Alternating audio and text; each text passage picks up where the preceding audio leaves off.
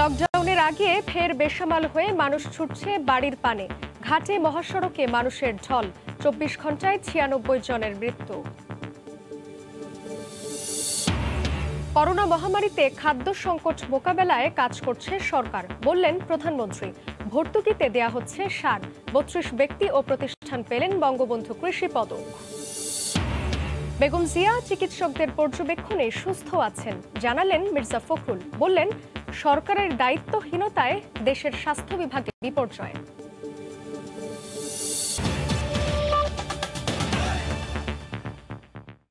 সময় সংবাদের সঙ্গে আছি আমি জান্নাতুল সাদিয়া। লকডাউন ঘোষণার পর রাজধানী ছাড়তে মরিয়া হাজার হাজার মানুষ। মুন্সিগঞ্জ মাদারীপুর হয়ে ছাড়ছেন ঢাকা। এতে শিমুলিয়া বাংলাবাজার ঘাটে ঢল নেমেছে। গাদাগাদি করে নদী পার হওয়ায় সংক্রমণের শঙ্কার পাশাপাশি ঝুঁকি বাড়ছে দুর্ঘটনার। শাটডাউনের গরম খবরে এখনো রাজধানী ছাড়ছেন অসংখ্য মানুষ। ঢাকার চারপাশে ৭ জেলায় লকডাউন ফসকে জনস্রোত আশ্রে পড়ছে শিমুলিয়া বাংলাবাজার নৌরুটে। রোববার ভোর থেকে নিষেধাজ্ঞা উপেক্ষা করেই ফেরিতে উঠতে রীতিমতো শুরু হয় প্রতিযোগিতা। জরুরি ফেরি সার্ভিস চলে যায় সাধারণ যাত্রীদের দখলে। সামাজিক দূরত্ব পড়ে থাক, পা রাখার জায়গা পর্যন্ত ফাঁকা নেই কোথাও। মুন্সিগঞ্জ মাদারীপুর সহ ৭ জেলায় কঠিন লকডাউনে রাজধানীকে বিচ্ছিন্ন করার কথা। তারপরও মানুষ ঢাকা ছাড়ছেন কিভাবে? অস্বাভাবিক ভিড়ের কারণে গত ১২ই মে এই রুটে ফেরিতে দুর্ঘটনায় ৫ ব্যক্তির মর্মান্তিক মৃত্যু হয়। এই অবস্থা চলতে থাকলে আবারও ঘটতে পারে নতুন কোনো দুর্ঘটনা। ১ জুলাই থেকে রাজধানী সহ সারা দেশে লকডাউনের খবরে অতিরিক্ত ভাড়া ও বিড়ম্বনা নিয়েই গন্তব্যে ছুটছে মানুষ।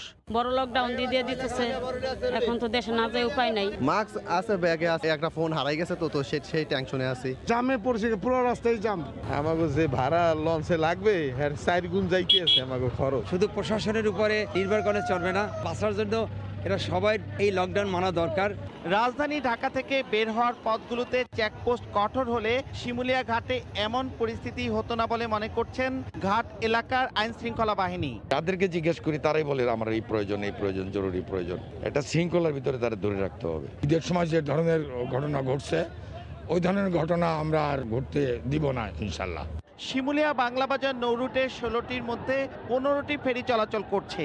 লঞ্চ, স্পিডবোট ও ট্রলার বন্ধ রয়েছে। নাসিরউদ্দিন উজ্জ্বল, সময় সংবাদ, মুন্সিগঞ্জ।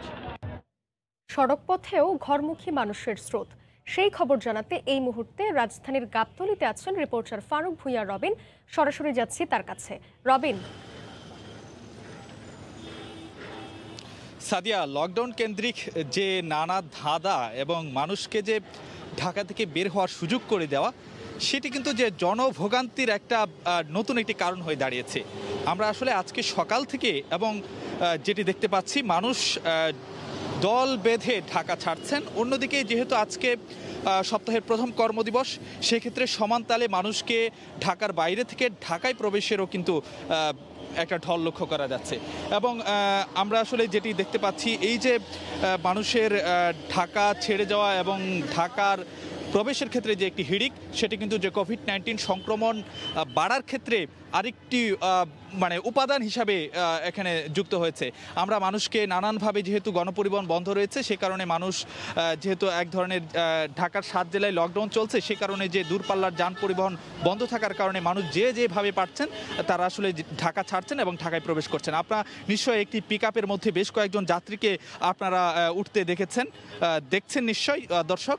তো তাদেরকে কিন্তু একটি বিষয় বলতে চাই যে গণপরিবহন বন্ধ থাকার যেই সুযোগটি কিন্তু নিচ্ছেন যে এসব যে পরিবহন সংশ্লিষ্ট যারা রয়েছেন, তারা অনেক ক্ষেত্রে ভ্যান কিংবা যে রিক্সা চালক কিংবা যেসব কাভার্ড ভ্যান চালক যারা রয়েছেন, তারা কিন্তু এই সুযোগটি পুরোপুরিভাবে নিচ্ছেন এবং মানুষের এই যে একটি যে ভোগান্তি, সেই ভোগান্তিকে হাতিয়ার করে অনেক ক্ষেত্রে যে কয়েক গুণ বেশি ভাড়া তারা হাঁকাচ্ছেন এবং সেক্ষেত্রে মানুষকে বাধ্য হয়ে কাউকে এই ধরনের বেশি ভাড়া দিয়ে তাদেরকে যেতে হচ্ছে, নতুবা তাদেরকে পায়ে হেঁটে যেতে হচ্ছে। তো এই যে মানুষের বর্তমানে যে লকডাউন কেন্দ্রিক যে ধাঁধা, সেটি আসলে যে একদিকে মানুষের জন্য ভোগান্তির কারণ হয়ে দাঁড়িয়েছে, অন্যদিকে যে কোভিড-১৯ সংক্রমণ বিস্তারের ক্ষেত্রেও কিন্তু এক ধরনের একটি ভূমিকা রাখছে। তো বিশেষজ্ঞরা আসলে যে শঙ্কা প্রকাশ করেছেন যে এই পদক্ষেপগুলো আসলে কোভিড-19 সংক্রমণের ক্ষেত্রে যেটি পরবর্তী সময়ে সংক্রমণ আরও বাড়াতে পারে, তেমনটি কিন্তু যে শঙ্কা প্রকাশ করা হচ্ছে।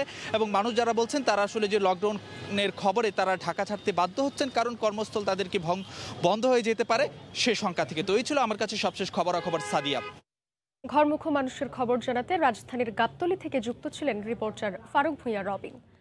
দেশের সবাইকে আসন্ন লকডাউন মেনে চলার আহ্বান জানিয়ে স্বাস্থ্যমন্ত্রী বলেছেন, বাস্তবায়ন না করা গেলে আক্রান্ত ও মৃত্যুর সংখ্যা বাড়ার পাশাপাশি হাসপাতালে চিকিৎসা সেবা দেওয়াও কঠিন হয়ে পড়বে। দুপুরে সচিবালয়ে বিভিন্ন বিভাগের কর্মসম্পাদন চুক্তি শেষে একথা বলেন তিনি। সোমবার থেকে আংশিক লকডাউন, বৃহস্পতিবার থেকে পূর্ণ লকডাউন, যেহেতু কিনা আমাদের এই রোগীর সংখ্যা বাড়ছে, তা আমরা আশা করব যে আমাদের সকলেই যে যেখানে আছেন স্বাস্থ্যবিধি মেনে চলবেন, মাস্ক পরবেন। যদি আমরা না মানি তাহলে পরে মৃত্যুর সংখ্যা বাড়বে,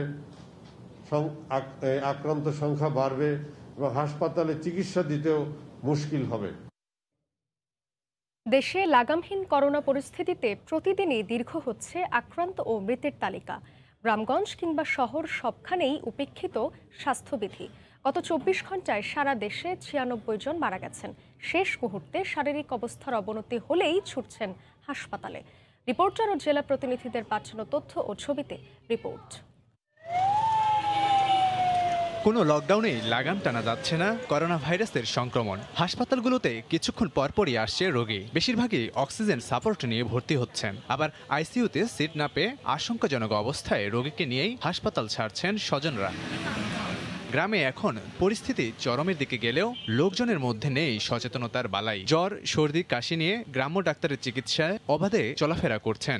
তার মধ্যে বাস বাঁধিয়ে দেওয়া, কিন্তু ভিতরে যে চার দোকানগুলো এগুলো তো সবগুলো খোলা। লকডাউন ভ্যান, ইজি বাইকের লকডাউন, আর তো সবাই চলে। বেকার করতে আর করা লাগে না, আমরা যাই না। আল্লাহর রহমতে আমরা সুস্থ হয়ে যাই।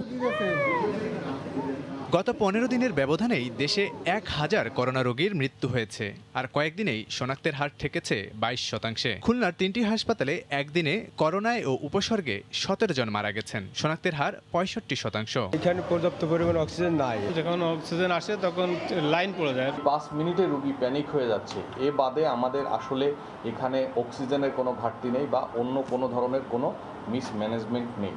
রাজশাহী অঞ্চলে করোনার মৃত্যুর মিছিল থামছে না। রাজশাহী মেডিকেলে গত 24 ঘন্টায় করোনা উপসর্গ নিয়ে 10 জন মারা গেছেন। 20টার উপরে আইসি নাই, আমরা বিশুদ্ধবার থাকা সিরিয়াল দিয়ে এখনো পাইনি। যতই কন্ডিশন খারাপ হোক না কেন রোগীর আইসিইউ পাওয়া সম্ভব নয়। অপর সীমান্তবর্তী জেলা চুয়াডাঙ্গায় 24 ঘন্টায় জেলায় করোনায় ও উপসর্গে 9 জন মারা গেছেন। আর সাতক্ষীরায় সংক্রমণের ঊর্ধ্বগতি কোনোভাবেই ঠেকানো যাচ্ছে না। একদিনে মারা গেছেন 8 জন।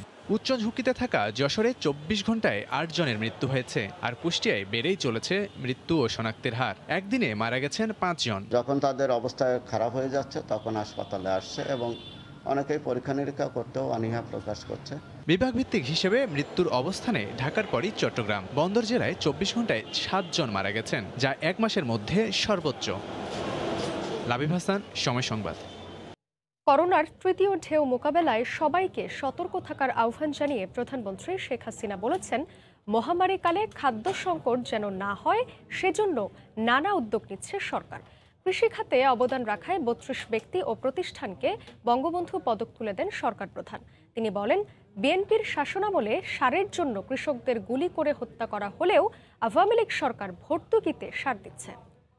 বঙ্গবন্ধু শেখ মুজিবুর রহমানের নামে কৃষিতে অবদানের স্বীকৃতি দিতে বঙ্গবন্ধু জাতীয় কৃষি পুরস্কার 1424 প্রদান অনুষ্ঠানে প্রধান অতিথি হিসেবে গণভবন থেকে ভার্চুয়ালি যুক্ত হন প্রধানমন্ত্রী শেখ হাসিনা। কৃষি মন্ত্রণালয়ের উদ্যোগে ওসমানী স্মৃতি মিলনায়তনে আয়োজিত অনুষ্ঠানে 32 ব্যক্তি ও প্রতিষ্ঠানকে পুরস্কার তুলে দেওয়া হয়। এছাড়া কৃষিখাত নিয়ে বঙ্গবন্ধুর শতবাণী সম্বলিত এবং দেশের কৃষি অঞ্চলের উপর লেখা 2টি প্রকাশনার মোড়ক উন্মোচন করেন প্রধানমন্ত্রী।